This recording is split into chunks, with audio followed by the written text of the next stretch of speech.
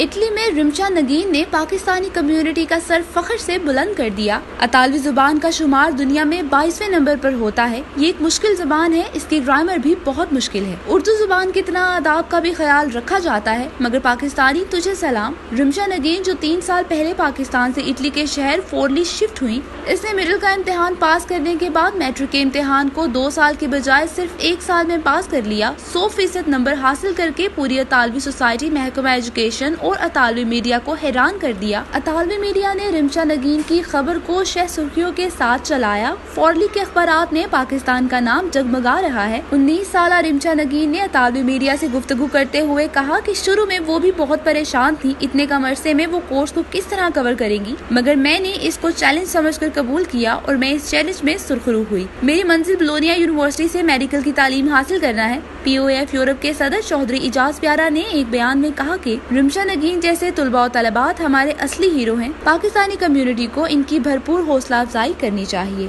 Immigration اور تارکین وطن کی خبروں سے باخبر رہنے کے لیے ہمارا YouTube چینل سبسکرائب کریں اور بیل آئیکن کو کلک کریں۔